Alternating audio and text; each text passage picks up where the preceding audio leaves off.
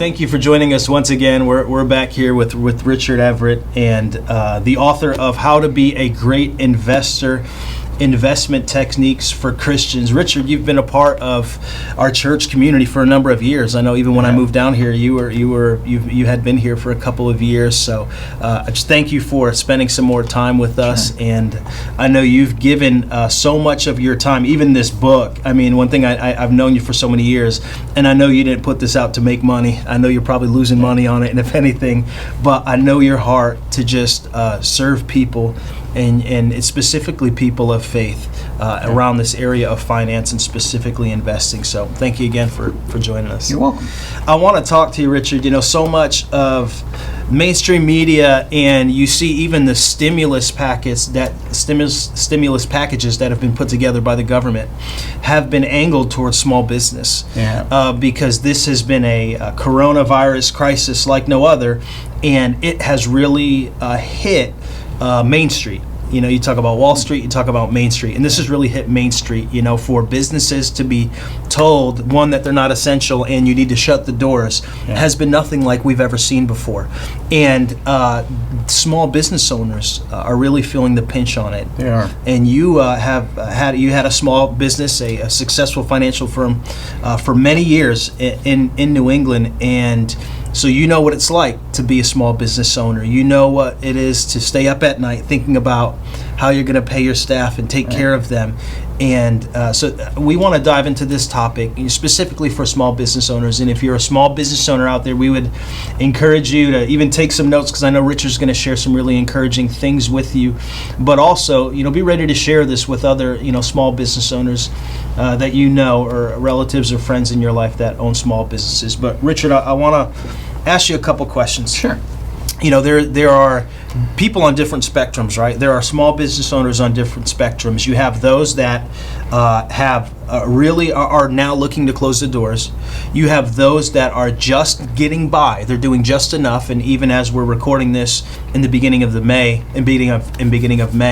here in Southwest Florida, some non-essential businesses are starting to open back up. But then you have those that have been able to capitalize on what's going on. You know, I hear when you have these economic events, these trivial events that take place, it's most of the time it's not like money just disappears, but a lot of times money changed hands, and for some small business owners, this has been an opportunity for them to capitalize on this. So I want to kind of angle some of these questions to hit those different spectrums. You know, the first one, a person that's out there and they own a small business, whether it's a hair salon or a restaurant or a gym or a accounting firm or whatever it is, they own a small business, and I've had to lay off or furlough workers. Should I just close the doors? Well, it is a good question, and the answer is it depends. Right. And again, it depends on the type of business it is. Just talking to my wife this morning about it, and I said, well, gosh, if you own a movie theater or if you own a large venue where you have concerts and shows, my guess is you're in deep trouble. Right. Probably, at least going forward. I know as a patron to those types of places, I'm not in a hurry right now to go to any of those places. So they're going to the audiences are going to be thin. I think if you're a small business owner and you take a look at your business model and see how you might be able to adapt to the changing times. Right. And a good example of that, believe it or not, one of the top performing stocks over the last 2 months is Domino's Pizza. Right, yes, I do know that. Yeah. Because everybody is staying home and everybody is getting pizza delivery. Stock has actually gone up in value. And there are more than one stock that has done that. So you want to look to see what's thriving during these uncertain times and see if you can adapt to it. Adaptation is extremely important. I'll give you one extreme example, but most folks, I'm sure, are familiar with Berkshire Hathaway. But if you go back and look at the history or Google the history of Berkshire Hathaway, it was a textile company in New England back in the 50s and 60s. Right. And of course, everything's made in China now, so the textile industry in America was not a good place to be. Right, yeah. But Warren Buffett stepped in, bought this company because he thought he could turn it around and realized he couldn't. Right. And so he ended up closing it, ended up laying everybody off, but he adapted. he took whatever little cash the company had, and Berkshire Hathaway has since become one of the largest investment portfolios on the entire planet. So, I mean, again, that's extreme, but take a look and see what other folks are doing to be able to, I hate the term, but to take advantage of what's going on now. I mean, again, there's a need. Every crisis has an opportunity. That's it, yeah. There's one of my favorite statements, I forget who said it, and whoever originated it, they'll probably never really get the true credit. Everybody's just taking it from each other. But it's that a problem is simply an opportunity in disguise. It is. And I love your thought there for a small business owner. That is a business as they know it is not only changed right now, but maybe forever changed. So speaking to that person, that is on the fence to say, I don't know if I should sell my business or restructure. I want to keep people employed, but I also want to be true to why I started this business, and people start businesses for different reasons. But what do you say to a person, a small business owner that had these great intentions and maybe has had a very successful small business for the last 30, 40 years, or maybe even 5 years, and they are forced at looking at things differently? Maybe speak to that a little bit more. Sure. The cold hard fact is, first of all, I'm a numbers guy, so I'm going to give you an answer from a numbers point of view. Right.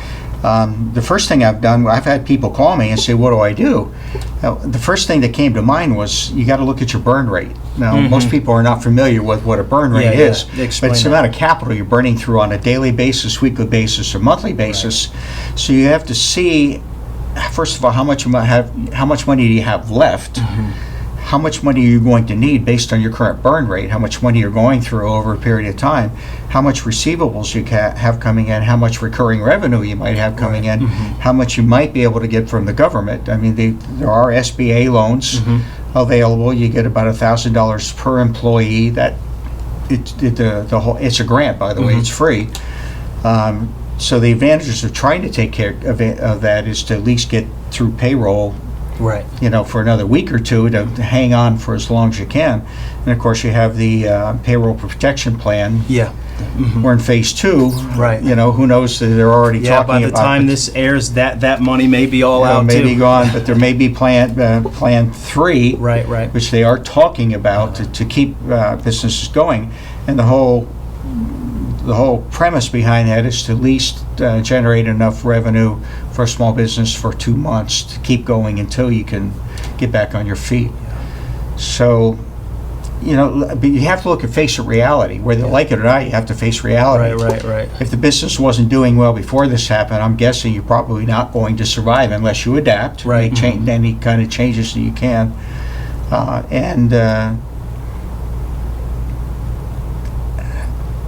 It's a tough one. It really is a tough one, because again, it depends on the business, depends where they're at in their growth stage, it depends on how much debt they have, it depends how much recurring revenue they have.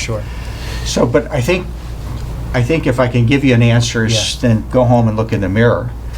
Am I doing what I've been called to do, what I'm supposed to be doing? And can I get through this based on the financials? Not keeping your fingers crossed. Folks, hope is not a great business strategy. You have to look at the numbers and see if you're going to survive or not based on the numbers. Let me throw another thing at you, because you said that, and you talk about looking in the mirror. I think a lot of small businesses, when they start off, they have great intentions, but the 2 words that came to my mind is mission versus method.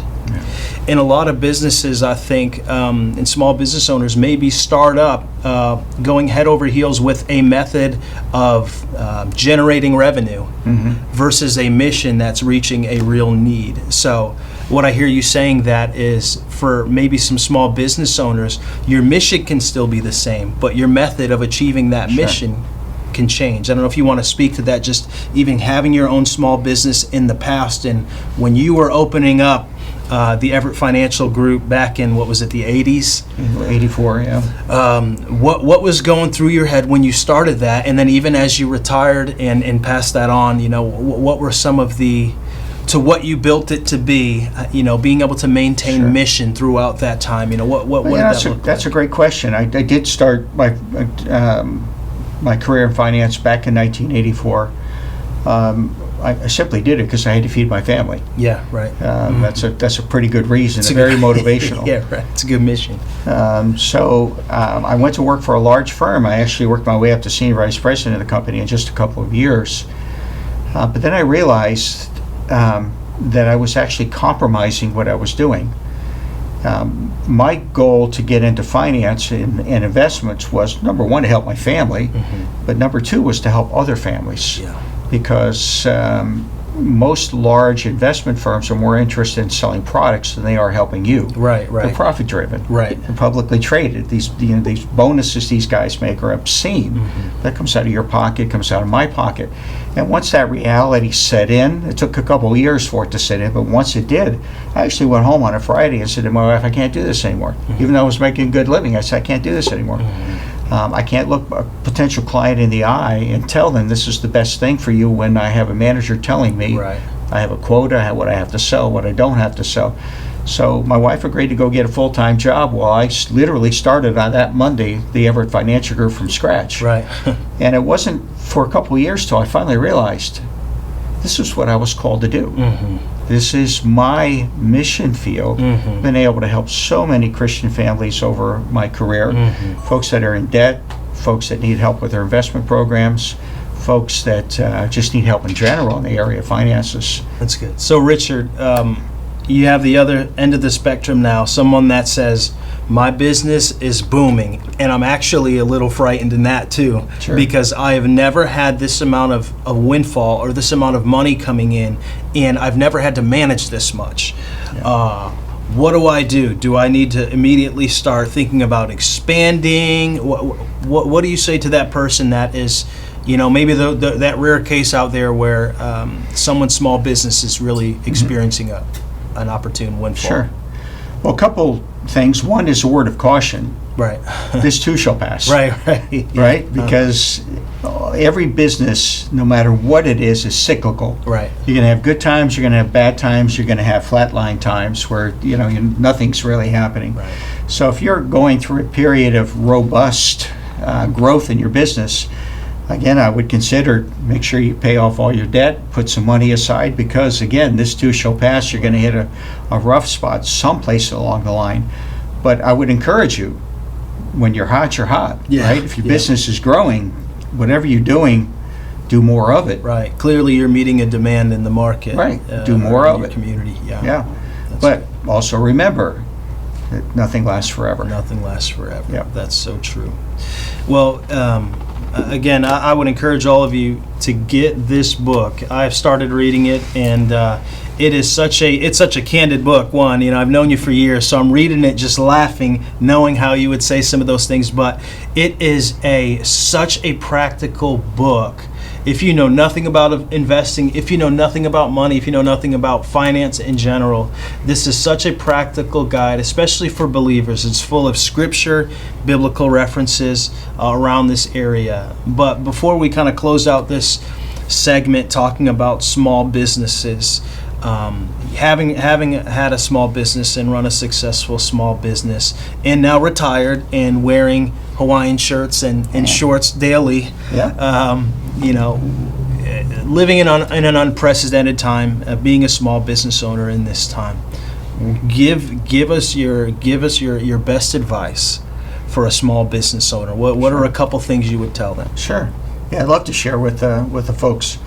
I'm often asked what I've been doing this for 35 years, been running a business, and so what takeaways can somebody just starting out or even midway through their business career? Nobody knows everything, so I want to share just 5 quick things. Great, awesome. First, I read a book a number of years ago, back in I believe in the mid '80s, called The E-Myth, and I'm not suggesting you buy it and read it. I had one takeaway from the book that actually changed my life. The author Michael Gerber said that so many entrepreneurs spend so much time working in their business and hardly any time working on their business. And there's a difference. And boy, when I read that, it hit me right between the eyes, because I was caught up with the minutia, with the day-to-day stuff, instead of stepping away from the business and looking at the business from a planning point of view, from a visionary's point of view. Right. That changed everything. Sure. I went out and hired some more people to do the stuff that I don't need to do anymore, and step back into the planning. So that was meaningful, and I hope you allow that to sink in. Before you move on to the next, I know you probably have a couple more points. Just the idea that one of the benefits, I guess, of this kind of corona time for those that have been on isolation or on quarantine is that we've had more time. So for a small business owner, this is maybe a good time to step back and assess. Perfect. Yeah. Which does lead me to my next story and my next point. Yeah. When I first started my career in finance, I worked for a large brokerage firm. And my first full year in the business, I was the rookie of the year. I was the top performing new guy in the entire company. And I don't say that to pat myself on the back. I was hungry and I was desperate when I first got into the business. And so at the end of the year, my manager, my senior vice president, called me. He goes, "Gee, I'd like to have you come in the office and have a chat." And I thought he was going to give me a pat on the back or a bonus check or something. And when I walked in, the tone of the meeting changed immediately. And he looked at me and he goes, "Sit down." Just like that, sit down. And I'm thinking to myself, oh crap, what's this about? You know, I thought I did a good job, right? And he goes, you know, you had a great year, you did a great job, we're proud of you, but if you do next year what you did last year, I'll fire you. And I sat there stunned. Fire me for what? He goes, you worked your tail off. You probably were working 60 to 80 hours a week at the neglect of your family. Wow. And he goes, if you continue to do what you're doing, you're going to end up with no family. You're going to end up divorced. So he said to me, here's the deal. If you don't take your wife away for at least one long weekend every quarter, and I will check with her at the end of the year, he goes, I promise you, I'm going to fire you. Wow. And he was dead serious. That was a good boss. He was. I had absolutely no idea how meaningful that would be, because I took him at his word. I had no desire to get fired. So we didn't have a whole lot of money, so we'd go away, weekend at Cape Cod or a weekend at Newport, Rhode Island, and we just relaxed. We reconnected, and we saw the value of it. It was a time of refreshing for us. It got to the point where that business actually continued to grow. So I said to my wife, well, why don't we change this to, instead of one weekend or one long weekend a quarter, why don't we go away 1 week per quarter? Now I could see some businessmen I can't do that. I can't walk away from my business for 4 quarters. Don't flatter yourself, you can. Because we started doing that, and then my wife got involved in the business, and we would take 4 weeks off a year. We'd go away. This is before cell phones, so we'd go out of the country. Nobody could bother us. No, didn't have to catch up. This was even before computers, before laptops. So what I found was how powerful it was to be able to do something like that, because first of all, you have some downtime. You have time to get some rest, relaxation. But about, maybe day 3 into the week, my wife and I would have discussions over dinner on the beach in Hawaii, and saying, what did we do right the last quarter? What did we do wrong the last quarter? What do we need to do more of? What do we need to do less of? What can we do to improve the business?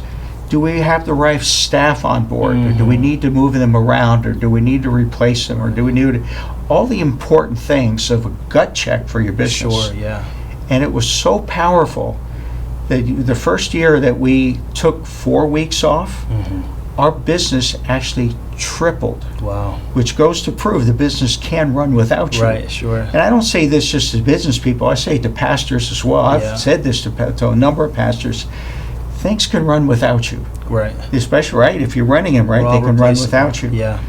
We got to the point where we were taking 2 weeks off a quarter. We were taking 8 weeks off per year. And the business continued to grow. We literally went from that point where my senior vice president told me he was going to fire me if I didn't take time off. We went from from making about $100,000 a year to over $240,000 a year. Then all the way up to $2 million and up to $2.5 million. So the business continued to grow. The more time we took off to plan, the better things got. Yeah, I hear you saying two things: plan, like you just said, and then take the time to evaluate and assess. Yeah. So I thank my senior vice president for the threat. Yes, that's good. It was powerful. What else? A couple other points Sure, that you have for us. One of the things that I did when I first got involved in the area of finance, the company I was working for had their annual conference, their annual meeting happened to be in New Orleans that year. So I made it a point, even though I really couldn't afford to go, but I made it a point to go. One of the things that I did was I called the corporate office and I asked them, can you give me the names of the top 5 producers in the company, the 5 most successful people in the company? And again, this is before cell phones, but so I called all 5 of them and I said, I'm new. Can you teach me how to be successful in our industry? And so I had breakfast with one, lunch with another, dinner with another, coffee with another. So just in those 3 or 4 days, I sat down with the 5 most successful people, almost in the country. Wow. In the particular industry, and I just asked simple questions. How can I be successful? What are the 3 best sales ideas? What are the 3 best marketing ideas? What are the 3 best administration ideas? And I went home and I just picked the brains of some of the most successful people in the world. It's so good. I mean, I'm a kind of least common denominator guy. So even what I hear you saying is find mentors, find other people that have gone before you that can give you advice in this season. That's great. Maybe another point that you have. Well, just to give you an idea, when I let it all sink in, I felt like it probably saved 5 years of on my path to being successful in the industry. I knew what to do. I knew what not to do. Yeah. So it was awesome. And then I think one of the last things is early on in my career, I had a client sit down with me, and we're chit-chatting, and they finally said to me, you're not meeting my expectations. I was taken back by that. I'm thinking to myself, what do you mean I'm not meeting your expectations? So I can be a wise guy. Sure. And I said to him, well, you didn't tell me what they were. And he said to me, you didn't ask. And I said, touche. Yeah. He's absolutely right. I said, so I made it a point from that. He's right. How can I meet your expectations unless I ask you what they are? Yeah. So we made it a point then, when every new client coming in, we'd put it in the computer we go through what your goals are and all that, but finally, what's your expectations? Right. What do you want from me? Right? You're hiring me to manage your money. And that was so good. And I would say that you can take that to any point in your life. As a grandfather, I can tell my grandson what my expectations are. Yeah, right. And I can encourage him as a grandfather, what are your expectations from me? From a spouse, a husband and wife. So many divorces and so many battles that go on is, I can't meet my wife's expectations unless she tells me what they are. Yeah. And vice versa. So I would say, even in an employer situation, you have to know what your boss's expectations are. Right. Right? Yeah. You do. Yeah, you can't absolutely.